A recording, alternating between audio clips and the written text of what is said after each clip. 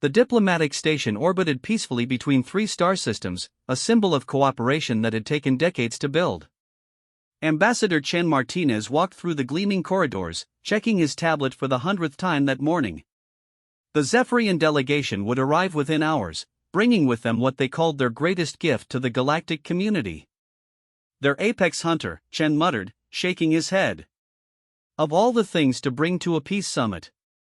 The Zephyrians were a proud warrior species, standing nearly 8 feet tall with chitinous armor plates covering their bodies. Their homeworld was a death trap of massive predators, toxic storms, and crushing gravity. To survive there, they had evolved into perfect killing machines. Their apex hunter was supposedly the finest example of their species, a creature that had never lost a battle, never shown mercy, never backed down from any challenge. Chen paused at the observation deck, staring out at the stars. The human delegation was already aboard, but they seemed so ordinary compared to what was coming. Dr.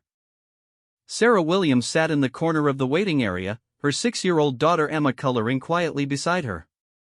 Sarah's husband had died in a mining accident 2 years ago, leaving her to raise Emma alone while finishing her xenobiology research. She looked exhausted, her brown hair pulled back in a messy ponytail, coffee stains on her wrinkled shirt. "Mom, when are we going home?" Emma asked, not looking up from her drawing of what appeared to be a purple dinosaur. "Soon, baby. Mommy just has to finish some work here first." Sarah's voice carried the weight of countless sleepless nights. She had only come to the station because her research on interspecies biology was crucial for the peace talks.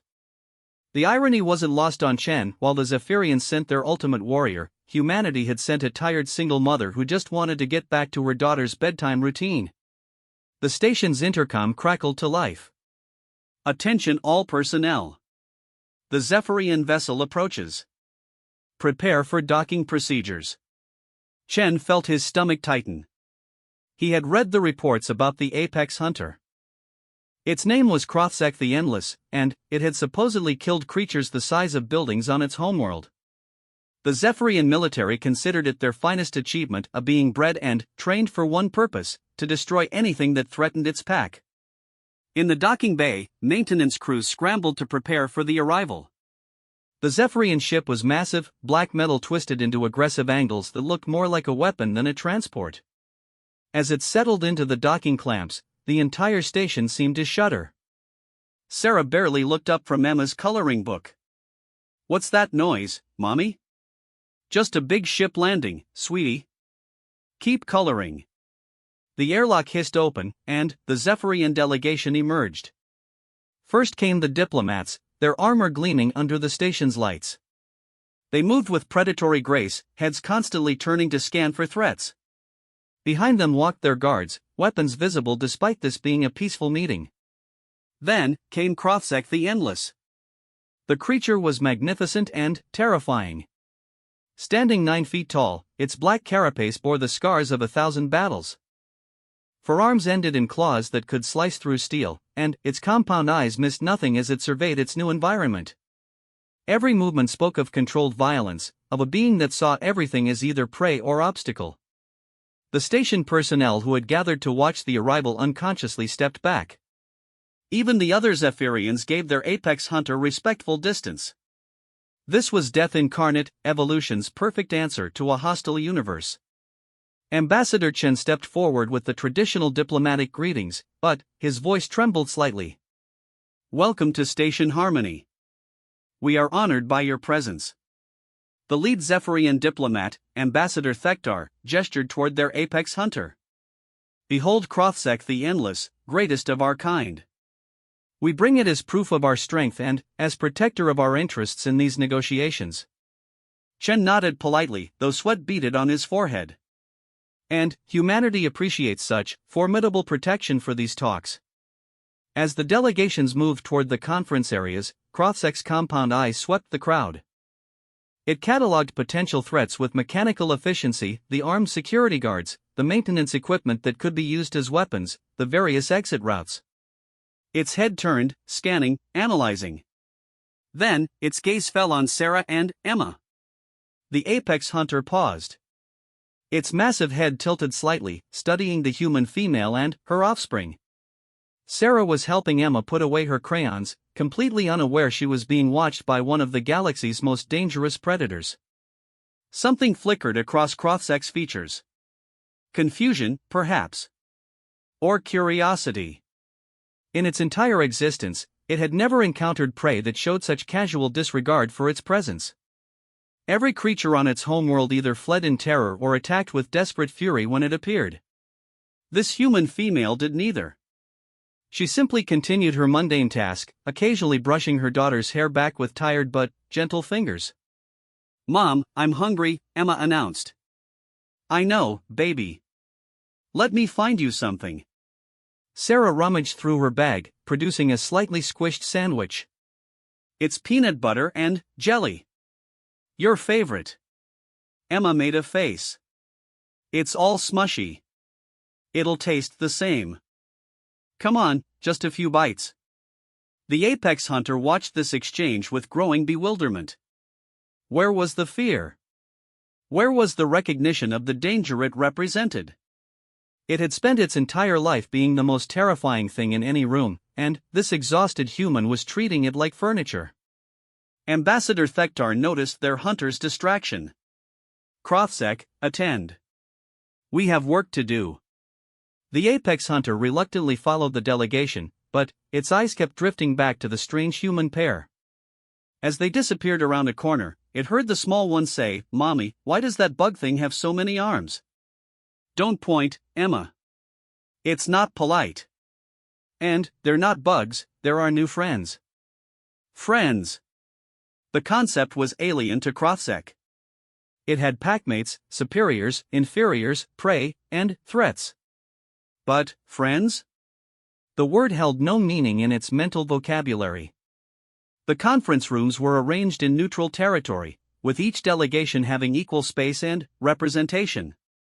The Zephyrians had chosen the largest room, partly to accommodate Krothsek's imposing frame and partly to make a statement about their power. Sarah found herself assigned to a smaller side room where she could continue her research while keeping Emma nearby. The station's childcare facilities were limited, and she had no choice but to bring her daughter to what was supposed to be the galaxy's most important diplomatic meeting. "This is so boring," Emma complained, swinging her legs from an oversized chair. "I know, sweetie. But Mommy needs to study these pictures so she can help everyone understand each other better." Sarah's research focused on comparative biology between species, understanding how different evolutionary pressures had shaped the various galactic races. It was dry, technical work, but crucial for establishing common ground in negotiations. Meanwhile, in the main conference room, the real diplomacy began. Ambassador Thektar laid out the Zephyrian position with typical directness. "We come in strength," he announced, gesturing toward Krothsek, who stood motionless in the corner like a living statue. "Our homeworld has forged us into warriors. We do not bend. We do not break. We negotiate from a position of absolute power." Chen tried to match their intensity. "Humanity respects strength, but we believe true power comes from cooperation, not domination." "Cooperation?" Thektar's mandibles clicked dismissively. "Tell us, humans, what great warriors do you bring to prove your worth? Where are your apex hunters? Your greatest killers?" Chen glanced around the room, suddenly aware of how ordinary the human delegation appeared. They had brought economists, scientists, linguists, and diplomats. People who solved problems with words and equations rather than claws and fury. "We brought our best minds," he said weakly. "Minds?" Thektar's laugh sounded like breaking glass. "Minds are fragile things. They shatter when faced with true adversity. Show us your strength, or these talks are meaningless." In the side room, Emma had grown tired of sitting still. She slipped away from her mother's workstation and wandered into the corridor, curious about the strange new place. Her small footsteps made no sound on the carpeted floor as she explored. She found herself in front of a large window overlooking the station's central plaza. Below, she could see aliens of various species moving about their business. But what caught her attention was the tall figure standing alone near the fountain. It was the many-armed creature from earlier.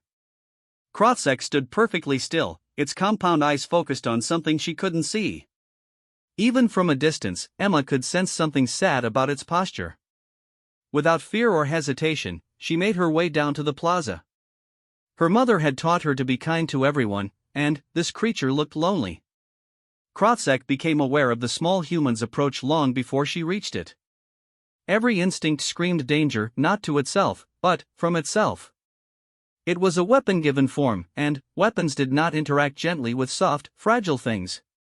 But the child continued her approach, and the apex hunter found itself frozen by uncertainty. Nothing in its training had prepared it for this situation. Emma stopped a few feet away and looked up at the towering figure. "Hi," she said simply. Krotzek stared down at her, its forearms twitching slightly. The child showed no fear, no recognition of the danger she faced. She was impossibly small, impossibly vulnerable, impossibly brave.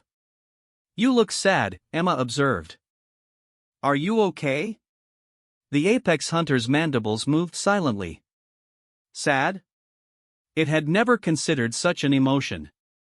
It was a tool of war, not a being capable of feelings. "My mom says when people are sad, sometimes they just need someone to talk to." Emma sat down on the edge of the fountain, her legs dangling. "Do you want to talk?" For the first time in its existence, Krotzek the Endless was completely at a loss. This tiny human had approached the galaxy's most dangerous predator and offered it comfort. The absurdity of the situation would have been laughable if it weren't so genuinely touching. Slowly, carefully, the apex hunter lowered itself until it was sitting across from the child. Its massive frame made the gesture look awkward, like a mountain trying to make itself smaller. "What's your name?" Emma asked. "Krotzek," it managed, its voice like grinding stone. "That's hard to say. Can I call you Kathy?" The apex hunter blinked all 6 of its eyes simultaneously. No being had ever given it a nickname. Names were earned through conquest and terror. But, somehow, being called Kathy by this innocent child didn't feel like an insult. "If you wish," it said quietly. Emma smiled brightly. "I'm Emma. I'm 6 years old." "How old are you?" Krotzek had to think. Age was measured differently on its homeworld, and much of its early life was a blur of training and modification. "I am uncertain." "That's okay. My mom forgets how old she is sometimes too." Emma kicked her feet idly. "Are you here with your family?" "I have no family. Only duty." The simple statement carried more weight than Emma could understand, but she sensed the sadness in it. "That sounds lonely." Lonely. Another concept foreign to the apex hunter. It had never been alone, there were always handlers, trainers, objectives. But, as it considered the child's words, it realized that being surrounded by others who viewed it only as a weapon was perhaps the loneliest existence of all. "Where is your family?" Krotzek asked. "My daddy died," Emma said matter-of-factly. "But, I have my mom. She's really smart and works really hard. Sometimes she's tired, but she always takes care of me." The apex hunter studied the child's face. Despite the mention of loss, she showed no bitterness or anger. Only acceptance and love for the parent who remained.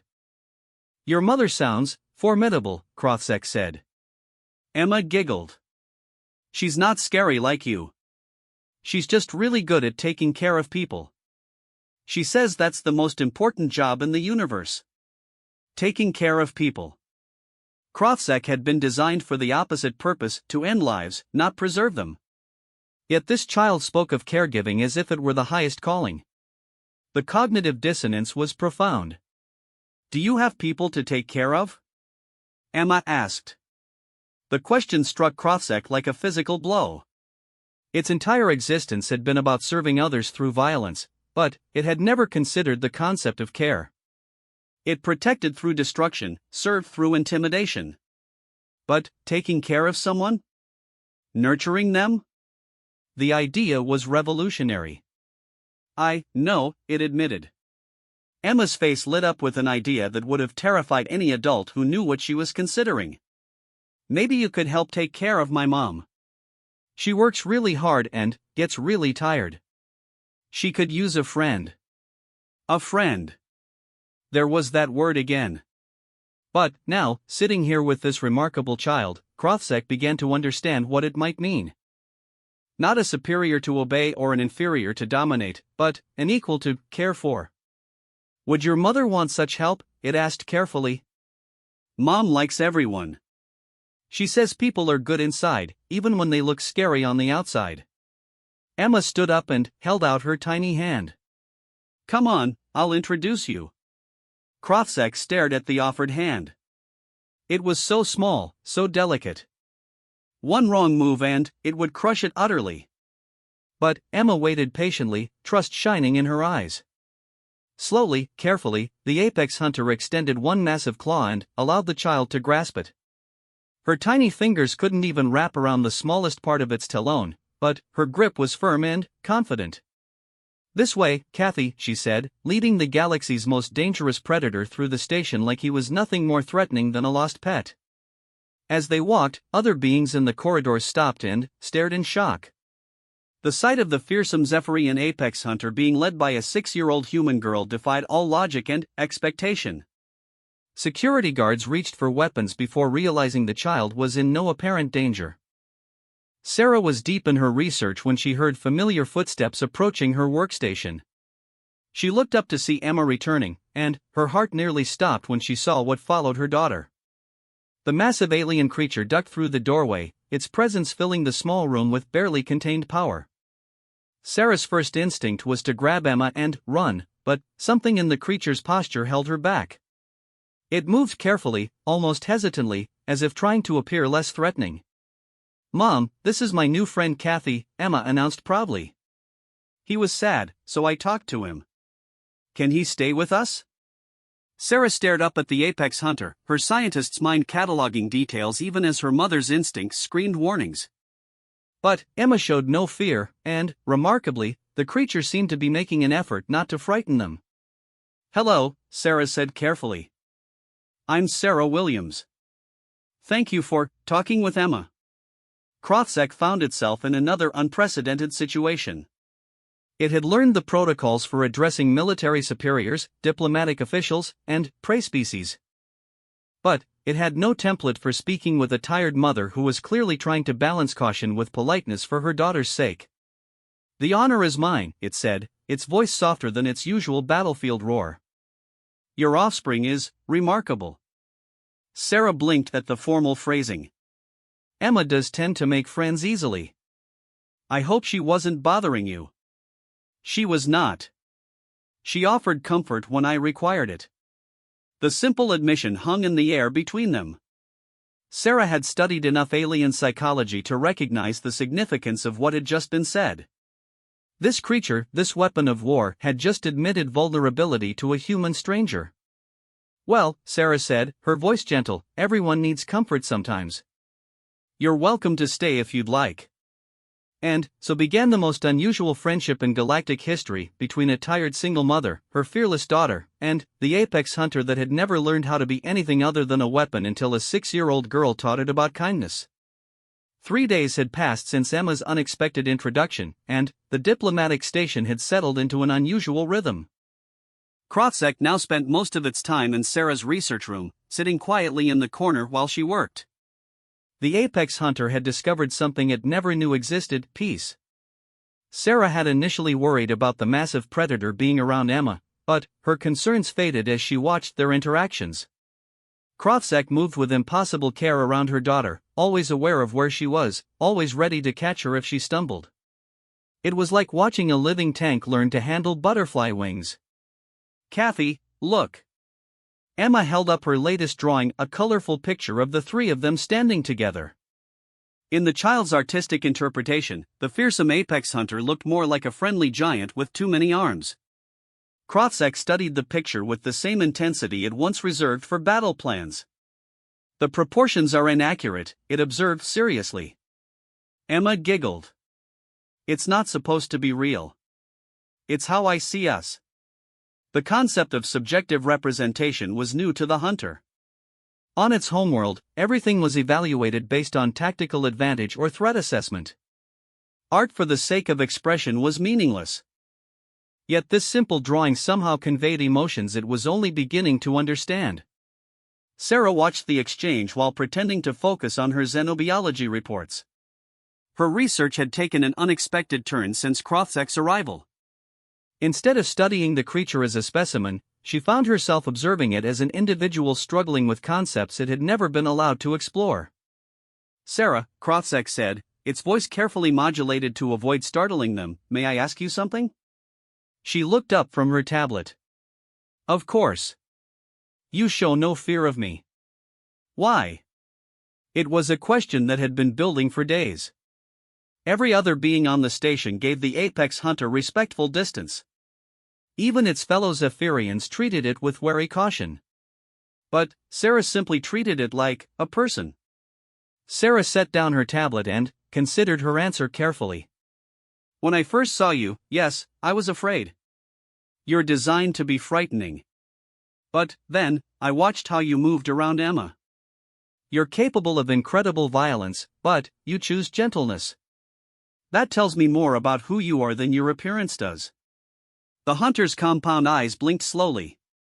"I was created to be a weapon. Nothing more." "Maybe that's how you started," Sarah said, "but that's not all you are now." Emma sees it. I see it. The question is whether you can see it. Before Krothsek could respond, the room's communication panel crackled to life. Ambassador Chen's voice came through, tight with stress.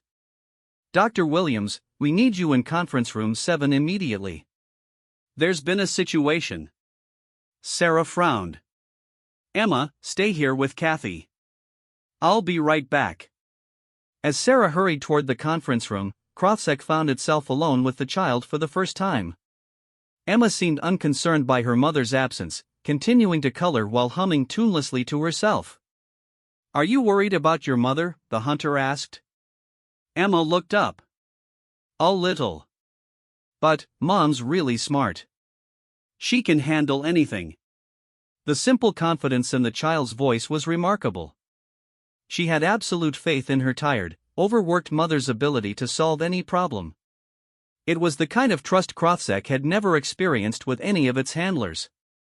In conference room 7, Sarah found chaos. The Zephyrian delegation sat on one side of the table, their posture aggressive and hostile. Ambassador Chen and the human diplomats looked haggard, clearly overwhelmed by whatever crisis had developed. "Dr. Williams, thank goodness," Chen said. "We need your expertise. The Zephyrians are claiming that our behavior toward their apex hunter violates some fundamental law of their society."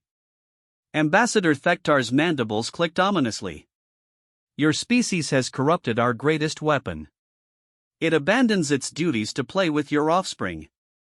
This is an insult that cannot be tolerated." Sarah felt a chill of understanding. "What exactly are you saying?" "Krothsek was bred for one purpose, to serve our military interests through absolute dominance. Instead, it wastes time with your child, learning useless concepts like friendship. This behavior must be corrected immediately." "Corrected how?" Sarah asked, though she dreaded the answer. "Memory reconditioning. We will remove these foreign influences and restore it to proper function. The procedure begins within the hour." Sarah's blood ran cold. Memory reconditioning was a brutal process used by some species to essentially lobotomize individuals who showed unwanted behaviors. If they did this to Krothsek, they would destroy everything that made it unique: its growing capacity for gentleness, its budding friendship with Emma, its journey toward becoming more than just a weapon. "You can't do that," Sarah said, her voice sharper than she intended. "We can and will," Thektar replied. "It is our property, created by our science, bound by our laws." "Your opinion is irrelevant." Chen tried to mediate. "Surely there's room for compromise. The hunter hasn't shown any signs of decreased effectiveness." "Effectiveness is not the issue," another Zephyrian spoke up. "Purity of purpose is what matters. A weapon that questions its nature is a broken weapon." Sarah felt helpless rage building in her chest. These beings were talking about lobotomizing her daughter's friend, and, yes, she had to admit it, her friend too. 3 days of watching Krothzek struggle to understand kindness and care had shown her glimpses of a remarkable individual trapped inside a living weapon. "I need to return to my research," she said stiffly. There was nothing more she could accomplish here, and Emma was waiting. As she walked back through the corridors, Sarah's mind raced. There had to be something she could do. Some regulation or law that could protect Krothzek. But she was a xenobiologist, not a lawyer. Her expertise lay in understanding alien life, not navigating interspecies politics. She entered her workspace to find Emma showing Krothzek how to hold a crayon properly. The massive hunter had managed to grip the tiny implement between two claws and was carefully trying to color within the lines of a simple picture. "Mom!" Emma called out. "Kathy is learning to draw. He's really good at staying in the lines." Sarah watched the scene, a child teaching a weapon of mass destruction how to create rather than destroy, and felt her heart break. How could she explain to Emma that her new friend might soon forget she existed? "Emma, honey, could you go get us some juice from the dispenser down the hall?" "Take your time." When the child was gone, Sarah sat down across from Krothzek. The hunter immediately sensed her distress. "What troubles you?" it asked. Sarah struggled with how to explain the situation. "Kathy, your people want to change you back to how you were before. They don't approve of your friendship with Emma." The hunter went very still. "Memory reconditioning? You know about it?" "I have seen it performed on others. They become empty. Perfect soldiers with no thoughts beyond their programming." Krothzek set down the crayon carefully. "I will not remember Emma." "No," Sarah whispered. "You won't remember any of this." For a long moment, the apex hunter sat in silence. When it finally spoke, its voice carried a weight of profound loss. "I did not know what I was missing until I found it. To lose it now." It looked toward the door where Emma had disappeared. "She gave me something I cannot even name. Something worth protecting. There has to be something we can do," Sarah said desperately. "Perhaps," Krothzek said slowly. "But it would require great risk. And it would mean I could never return to my people." "What are you thinking? Your species values individual choice, does it not? The right to determine one's own destiny? It's one of our fundamental principles." "Then, I choose to request asylum with humanity. I choose to reject my programming and embrace what Emma has taught me." Sarah stared at the apex hunter in shock. "Kathy, that would mean starting over completely. You'd be giving up everything you've ever known." "What I have known is purpose without meaning, strength without compassion, existence without joy. Emma showed me there is another way to live. I would rather die trying to protect that than return to what I was." The determination in its voice was absolute. This wasn't a desperate decision made in fear, it was a conscious choice to embrace the possibility of becoming something more than its creators intended. Emma returned with 3 bulbs of fruit juice, distributing them with the casual generosity that had first charmed the apex hunter. "What are we talking about?" "Kathy is thinking about staying with us instead of going back with his people," Sarah explained carefully. Emma's face lit up. "Really? That would be awesome. We could be a family." The word hit both adults like a thunderbolt. Family.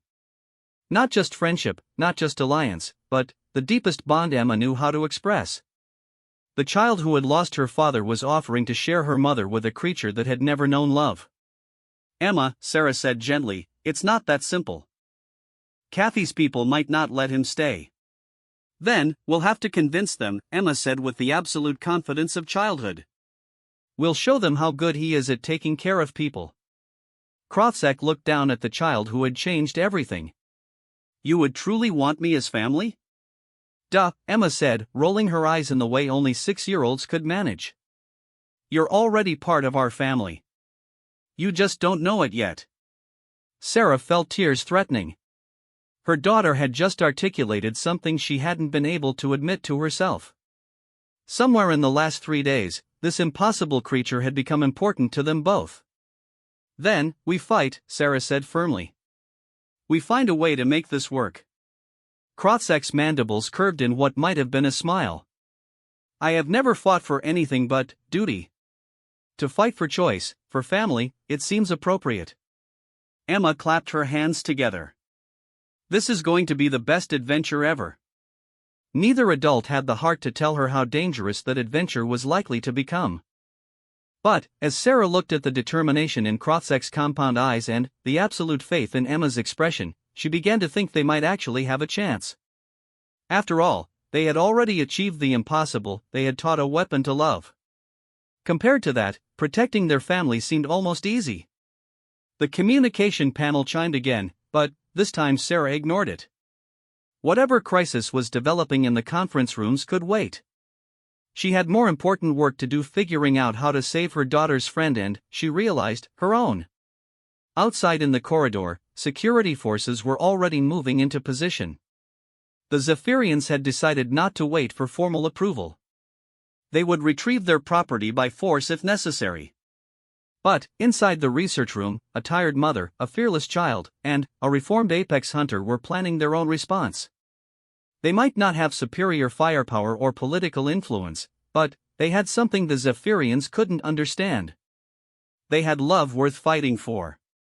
The security alert echoed through the station at 0300 hours, jolting Sarah from an uneasy sleep. She had dozed off in her chair while reviewing asylum procedures and interspecies law. Emma was curled up on the small couch, using Krothsek's massive arm as a pillow. The apex hunter hadn't moved in hours, standing guard while they slept. Mom? Emma's sleepy voice carried a hint of worry. I'm here, baby. Sarah checked her tablet, 17 messages from Ambassador Chen, all marked urgent. The last one made her stomach drop. Dr. Williams, Zephyrian security forces have demanded immediate access to your section. I cannot delay them much longer. They claim Krothsek is malfunctioning and poses a threat to station security. Please respond immediately. Krothsek's compound eyes focused on Sarah's face. They come for me. How do you know? I can hear their movement patterns through the station's structure. 12 warriors, advancing in standard retrieval formation. They will breach this room in approximately 4 minutes. Sarah's mind raced. 4 minutes to save her daughter's friend from mental obliteration. She grabbed her tablet and began typing frantically. What are you doing? Krothsek asked. Filing an emergency asylum request with the Galactic Humanitarian Council. If I can establish you as a refugee seeking protection rather than stolen property. The process takes weeks, the hunter observed. I do not have weeks. Emma sat up, rubbing her eyes. What's happening? Kathy's people want him to go back with them, Sarah explained, still typing. But he doesn't want to go. That means he doesn't have to, right? The simple logic of childhood cut straight to the heart of the matter. In human society, individual choice was paramount. But they weren't dealing with human law here. Emma, I need you to listen carefully, Sarah said, setting aside the tablet. Some bad people might come here soon. I want you to hide in the storage alcove behind the desk, okay? I'm not leaving Kathy. Emma-no, Mom. Families stick together. You taught me that. Krothsek knelt down to Emma's level, its massive frame folding with surprising grace. Small warrior, you cannot help me in this battle. But you can help your mother by staying safe. You're scared, Emma observed. The apex hunter considered this. Fear was supposed to be foreign to its nature, but, yes, for the first time in its existence, it was afraid. Not of death, which it had always accepted as inevitable, but of losing the precious memories of the last 3 days. I am, it admitted. That's okay. Mom gets scared too sometimes. But she's still brave. Emma hugged the hunter's massive forearm. Be brave, Kathy. The approaching footsteps grew louder. Krothzek gently extracted itself from Emma's embrace and moved to the room's center, positioning itself between the door and the humans. "Whatever happens," it said to Sarah, "do not interfere. I will not have you harmed because of my choices." The door exploded inward. 12 Zephyrian warriors poured through the breach, their weapons trained on Krothzek. They moved with military precision, surrounding the apex hunter in a formation designed to prevent escape. The lead warrior spoke in the harsh clicking language of their homeworld, but Krothzek responded in human standard. "I understand your orders, Commander Vexthal. But I decline to comply." The commander's mandibles clicked in surprise. "You speak their tongue?" "I have learned many things these past days. Language is only one of them.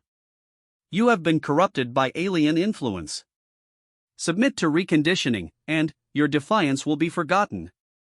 "No." The simple word carried absolute finality. Krothzek stood perfectly still, making no aggressive moves, but its refusal was unshakable. Sarah stepped forward despite Krothzek's earlier warning. "Commander, I am Dr. Sarah Williams. I formally request that this individual be granted the right to seek asylum under Galactic Humanitarian Council protocols." Commander Vexthal turned his attention to her. "Human female, this creature is Zephyrian military property. Your laws do not apply. He's not property. He's a sentient being capable of making his own choices. It is a weapon. Nothing more. Then, why are you afraid of what he might choose?" The question hung in the air. If Krothzek was truly just a mindless weapon, why would the Zephyrians be so concerned about its exposure to human influence? From behind the desk, Emma's small voice piped up. "Kathy isn't a weapon. He's my friend." The warriors turned toward the sound, and several weapon muzzles swung in Emma's direction. Sarah's maternal instincts flared to life. "Don't you dare point those things at my daughter," she snarled, stepping between Emma and the warriors. Something shifted in the room's atmosphere. Krothzek, who had remained motionless throughout the confrontation, suddenly moved. Not toward the weapons or the exit, but positioning itself more protectively between the warriors and the humans. "You will not threaten the child," it said, its voice carrying new harmonics of barely controlled fury. Commander Vexthal studied this development with interest. "Fascinating. The weapon has developed protective instincts toward alien creatures. This proves how deeply the corruption has spread. It proves he's learned to care about others," Sarah shot back. "Care is weakness. Attachment is failure. This creature will be restored to proper function." The commander gestured to his warriors, who began to advance. But, as they moved closer, something unexpected happened. Krothzek's combat conditioning kicked in, but, instead of the mindless aggression they expected, it fought with purpose and restraint. The apex hunter moved like liquid lightning, disarming the closest warriors without causing permanent injury. It could have killed them all in seconds, but instead it focused on creating space between the attackers and Emma. "Remarkable," Commander Vexthal observed, even as his warriors struggled against their former ally. "It retains full combat effectiveness while showing tactical restraint. Perhaps this corruption is not entirely detrimental." Sarah watched in amazement as Krothzek fought not to destroy, but to protect. Each movement was calculated to neutralize threats while minimizing harm to both sides. This wasn't the mindless violence of a weapon, but the controlled force of a guardian. Emma cheered from behind the desk. "Go, Kathy. Protect Mom." The child's encouragement seemed to energize the apex hunter. It moved with even greater precision, systematically dismantling the warriors' tactical formation while herding them away from the humans. But the battle was taking its toll. Krothzek was outnumbered 12-1, and even its superior skills couldn't overcome such odds indefinitely. Energy bolts began to find their mark, burning through its natural armor. "Stop!" Sarah shouted. "You're going to kill him." Commander Vexthal raised his hand, and the warriors ceased fire. Krothzek swayed but remained standing, green blood seeping from multiple wounds. "An impressive display," the commander said. but ultimately futile. Surrender now, and the humans will not be harmed. Krothzek looked back at Sarah and Emma, its compound eyes dim with pain and exhaustion. I am sorry. I could not protect you as I wished. You did protect us, Sarah said, tears in her eyes. You chose to be more than what they made you. Emma crawled out from behind the desk and ran to the wounded hunter. Kathy, you're hurt. The child's small hands couldn't do anything for the serious injuries, but her touch seemed to give Krothzek strength. It knelt down carefully, bringing its massive head level with hers. Thank you, small warrior, for teaching me what it means to have a family. You're not giving up, Emma said firmly. Families don't give up on each other. Commander Vexthal approached, his weapon ready. Enough. Come, Krothzek. Your reconditioning awaits. But, before he could take another step, the room's communication system crackled to life. Ambassador Chen's voice filled the space. Attention all personnel. By order of the Galactic Humanitarian Council, Case File H7751 has been granted emergency injunctive relief. All hostile actions against the asylum seeker designated Krothzek of Zephyr Prime are hereby suspended pending full review. Commander Vexthal froze. Impossible. The filing was made less than an hour ago. Sarah allowed herself a small smile.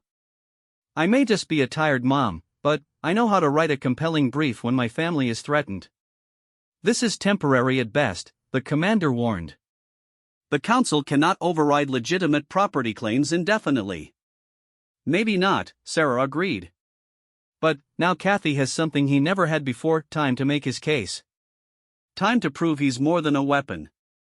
Emma helped Krothzek to his feet, the tiny child supporting the massive warrior through sheer determination. Come on, Kathy. Let's get you fixed up. As the Zephyrian warriors reluctantly withdrew, Sarah realized this was only the beginning. They had won a battle, but the war for Krothzek's freedom was just starting. The apex hunter looked down at Emma, then at Sarah. Despite its injuries, something like hope flickered in its compound eyes. What happens now? It asked. Sarah shouldered her tablet, already planning their next moves. Now we prepare for the biggest fight of our lives. We're going to prove to the galaxy that weapons can choose to become guardians, and that families come in all shapes and sizes. Emma nodded solemnly. And we're going to win, because we're together. For the first time since its creation, Krothzek the Endless believed that victory might actually be possible. Not through superior firepower or tactical advantage, but through something far more powerful, the love of a family that refused to give up. The Galactic Humanitarian Council chambers buzzed with tension as representatives from dozens of species gathered for what many called the most important hearing in interspecies law. At the center of it all sat three unlikely defendants: Sarah Williams, exhausted but determined; Emma, coloring quietly but listening to everything; and Krothzek, now bearing visible scars from his confrontation with Zephyrian forces. 6 weeks had passed since the emergency injunction. 6 weeks of legal briefs, testimony from xenobiology experts, and heated debates about the nature of consciousness and free will. The media had dubbed it the case of the gentle monster, though Sarah hated that title. There was nothing monstrous about Kathy anymore. Chief Arbiter Yelandris called the session to order. The ancient being's crystalline form reflected light in complex patterns as it spoke. We convene to determine whether the entity known as Krothzek possesses sufficient individual autonomy to claim refugee status under Council protocols. Ambassador Thekdar rose from the Zephyrian section, his armor gleaming under the chamber lights. Honorable arbiters, this creature is military property of the Zephyrian Empire. It was bred, trained, and programmed for a specific purpose. Its recent behavioral aberrations are the result of human manipulation, not genuine evolution of consciousness. Sarah's lawyer, a sharp-tongued centauri named Velcaris, stood to respond. The evidence will show that Krothzek has demonstrated clear capacity for independent thought, moral reasoning, and emotional growth. He is not property, he is a person. Chief Arbiter Yelandris gestured for both sides to present their cases. For the next 3 hours, the chamber filled with testimony from experts, video recordings of Krothzek's interactions with Emma, and psychological evaluations that attempted to measure the depth of his transformation. Dr. Marcus Webb, a renowned expert in artificial consciousness, took the stand first for the Zephyrians. While this creature shows interesting behavioral adaptations, these are merely sophisticated programming responses to new stimuli. It lacks true self-awareness. Dr. Velkaris said during cross-examination, in your expert opinion, what constitutes proof of consciousness? The ability to contemplate one's own existence, to choose actions based on personal values rather than conditioning, and to form genuine emotional attachments. I see. And if an entity demonstrated all of these qualities? Then, it would be considered a sentient being deserving of individual rights. Velkaris smiled. Thank you. No further questions. When Sarah took the stand, she spoke not as a scientist but as someone who had witnessed a transformation that defied all expectations. 6 weeks ago, Kathy was everything the Zephyrians claim, a weapon designed for destruction. But my daughter saw something else. She saw someone who was lonely, someone who needed a friend. And, in teaching him friendship, Emma helped him find himself. Ambassador Thektar's cross-examination was brutal. Dr. Williams, you're a xenobiologist, not a psychologist. How can you claim to understand the mental processes of a Zephyrian apex hunter? Because I watched him change.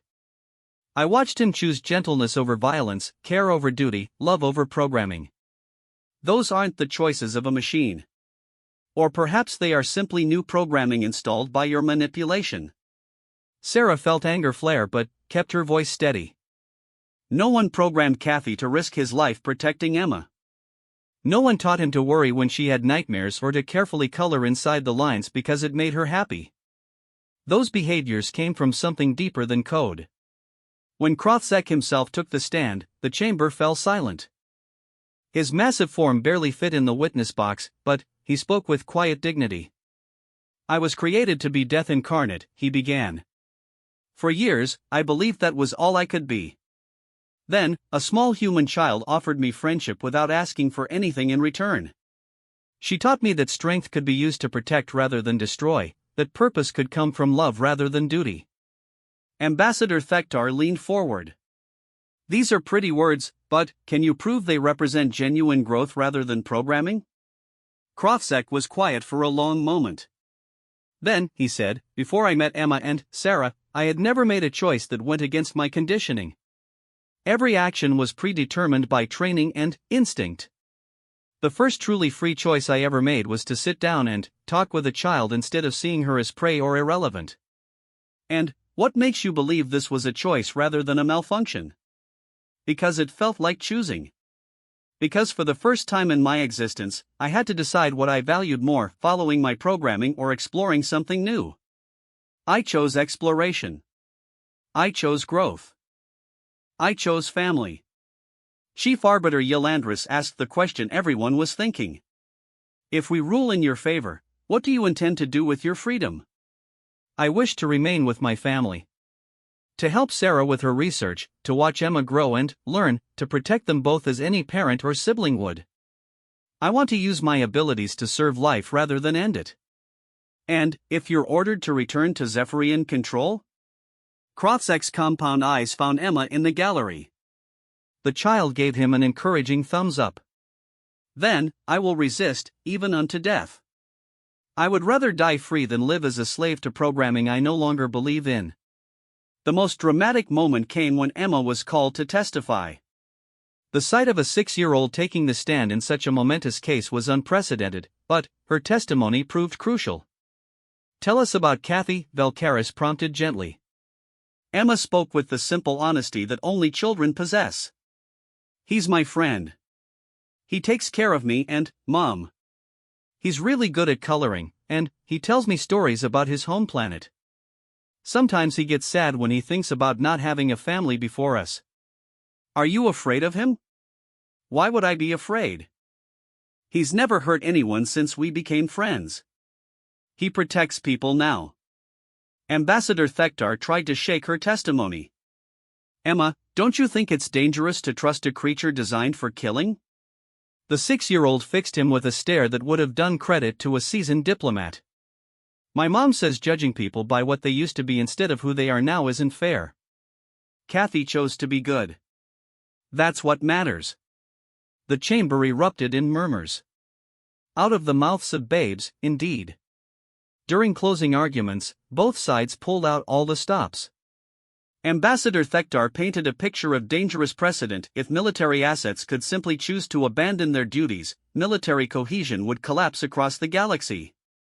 Velkaris countered with a passionate defense of individual liberty. We are not here to debate military efficiency. We are here to determine whether a being capable of growth, love, and moral choice should be condemned to mental slavery because of how he was born. The arbiters deliberated for 6 hours. When they returned, Chief Arbiter Yelandris's announcement echoed through the chamber. After careful consideration of all evidence and testimony, this tribunal finds that the entity known as Krothsek has demonstrated sufficient capacity for independent thought, emotional growth, and moral reasoning to be considered a sentient being under council law. The chamber exploded in cheers and protests. Sarah felt tears streaming down her face as Emma launched herself into Krothsek's massive arms. Furthermore, Yelandris continued, his asylum request is granted. He is free to choose his own path, including his associations and residence. Ambassador Thektar rose angrily. This is unacceptable. You're setting a precedent that will destroy military order throughout the galaxy. On the contrary, Yelandris replied calmly. We're establishing that consciousness cannot be owned, regardless of its origin. If other weapons demonstrate similar capacity for growth and choice, they too will be entitled to consideration. As the formal proceedings concluded, Sarah found herself surrounded by reporters and well-wishers. But her attention was focused on Emma and Krothsek, who were having their own quiet celebration. We did it, Kathy, Emma said, hugging his massive forearm. We're officially a family now. Indeed we are, small warrior, Krothsek replied, his voice thick with emotion he was still learning to understand. Indeed we are. Later that evening, in their new permanent quarters on Station Harmony, Sarah tucked Emma into bed while Krothsek stood watch by the window. It had become their routine, the apex hunter taking the night shift while Sarah and Emma slept, though Sarah suspected he was also watching the stars and thinking about the future. Mom, Emma said sleepily, are we really safe now? Can they never take Kathy away? Sarah kissed her daughter's forehead. We're safe, baby. Kathy is free to choose his own path, and he's chosen to stay with us. Good. I was worried he might want to explore the galaxy or something. From his position by the window, Krothsek spoke softly. I have explored enough for one lifetime, small one. I found what I was looking for. What's that? Emma asked. Home. As Emma drifted off to sleep, Sarah joined Krothsek by the window. Outside, ships moved between the stars, carrying beings of dozens of species about their various missions. The universe was vast and, often hostile, but sometimes, just sometimes, it produced miracles. Any regrets? Sarah asked quietly. Krothsek considered the question with his usual seriousness. I regret the years I spent believing I was nothing more than a weapon. But, I cannot regret the path that led me here, to this moment, to this family. What do you want to do now? You have your whole life ahead of you. I want to help you with your research. I want to watch Emma grow up. I want to learn about all the things I was never allowed to explore: art, music, literature, the simple pleasure of a quiet evening with family. He paused. Perhaps I could help other beings like myself, those who were created for one purpose but dream of another. Sarah smiled. I think that's a wonderful idea. Emma would love helping with that too. She has taught us both that the most powerful force in the universe is not superior firepower or tactical advantage. It is the willingness to see potential in others and help them become more than they thought possible. In her bed, Emma mumbled something in her sleep about teaching Kathy to make pancakes. Both adults smiled at the innocent comment that somehow captured the essence of their unusual family. The galaxy was still full of wars, conflicts, and beings who saw others as either allies or enemies. But, in one small corner of the universe, a tired mother, a fearless child, and a reformed apex hunter had proven that families come in all forms, that love transcends programming, and that sometimes the most dangerous beings can become the most devoted protectors. Krothzek the Endless was gone, replaced by someone simpler and infinitely more complex, Kathy, devoted family member and guardian of those he loved. It was, he decided, a much better way to be endless. Outside the window, the stars continued their ancient dance, witnesses to yet another small miracle in an infinite cosmos full of possibilities.